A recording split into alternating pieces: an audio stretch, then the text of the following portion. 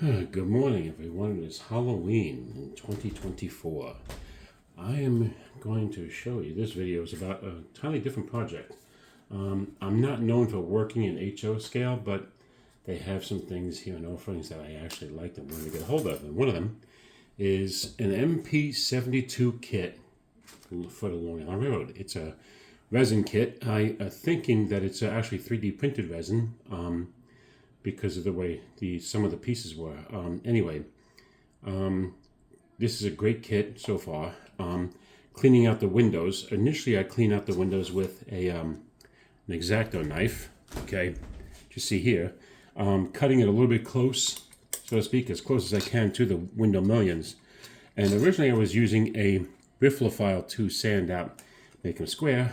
But then I remembered, and I also because I some of them I kind of screwed up and made them a little bit out of square, or made a little bit notches too deep. So I remembered that I had these sanding sticks that I got, variable pack of sanding sticks that I got from Amazon, and they come in different grades and or grits, and I got like a 5-pack. Okay, so what I did was I started doing that. So I cleaned out all the windows, not all these windows, but most of the windows, and there are casting nubs along the bottom that I think were supports, which is what leads me to believe that this was actually 3D resin printed.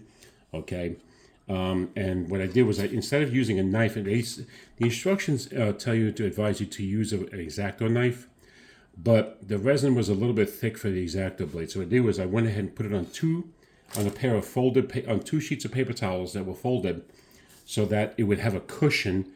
And also to keep from my workbench or my desk from mauling or scratching the outside of the exterior of the car.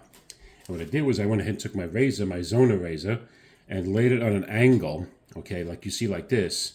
So the car's on the paper towels, the razor blade is at an angle, and I started cutting the nubs or the casting nubs that are in the interior of the car, okay. And then what I did was I went ahead and started using the sanding thing. The sanding strips are, let me see, I have, right here. Here's one like this, and it's very flexible too. It actually works around curves and stuff too. And they're on Amazon, so they're pretty cheap really. It's a whole bag of like 5 bags I got with like 10 each, 10 or 15 each. And what I did was I went ahead and started doing this. They fit just through the windows, and some of the sanding was literally down to single strokes to get it properly. To get it done, do one stroke, check, do another stroke, check.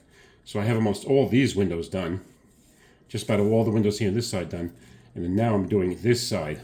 I'm about halfway through, and then what I have to do is I have to take a Dremel tool blade here and cut this off and this off, and these indentations I'm going to be putting lighting inside of here, all right, and wiring, because I'm thinking I might go ahead and maybe drill out these for the marker lights. And using, if I can, get fiber optics that are that small for the marker lights, and fitting the floor. There's another thing, fitting the floor. The floor does not fit on this kit, on this one anyway. The floor does not sit immediately, and so I have to sand down the width of the floor. So I'm doing this also as another thing. With the casting nubs come off real easily, or the sand down, because the casting nubs protrude from the floor. They actually sit proud of the side, the car side. So I took a piece of 400 grit sandpaper, which you see here. You can see the debris from it, and just sanded it like this, like that, to bring it. And so this way, it would come out straight and even, and the nubs would be done. And that's after I sliced them off with the Zona saw. So now, what it is that so there, as far as the floor goes, to get the floor to fit, I'm doing the same thing. Working a few strokes each side, like this, on the sandpaper, turn it over, so I do an equal number of strokes each side until it's narrow enough to fit, okay?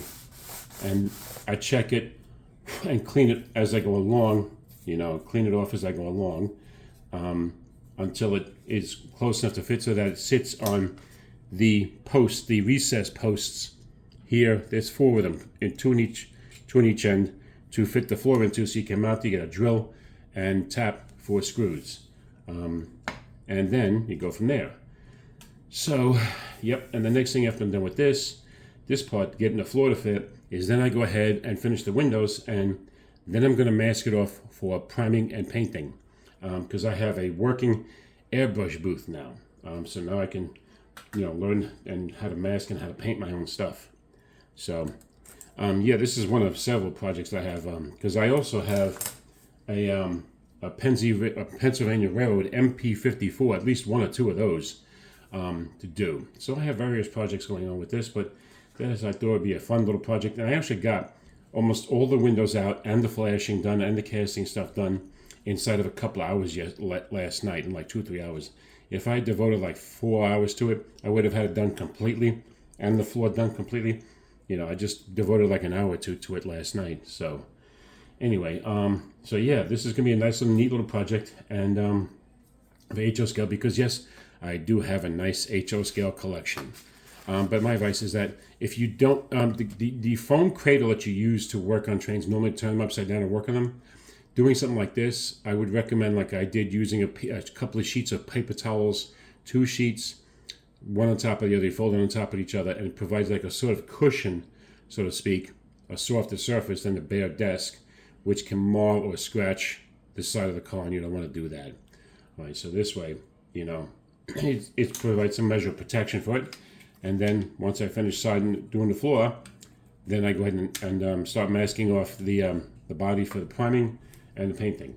I'm going to be doing the MTA gray and blue stripe, and it would be nice if I could get an interior seating to put on the floor, on the interior seating with interior lighting. So I'm gonna be doing about 4 of these cars for a 4-car train from the late 80s, early 90s, because I used to ride the Long Island Railroad up with my then girlfriend, who became my wife, out to Center Reach, Selden, where her parents lived. Her dad, his wife, and he was a great guy, Rudy Werns, great guy. So yeah, we used to ride these trains, and it was a makeup of a GP38-2 on one end for the power, and an Alco FA2 on the opposite end, with these coaches in between. So with like 4 or 5 of these coaches in between them, and that's what I want to recreate, is that kind of train. So anyway, as usual, if they have any critiques or questions or comments or anything, feel free to message me or post them under the video, or whatever. Send me on social media. You guys know I'm on Facebook and everything. So get in touch with me, and hope you have a great, fun, safe Halloween.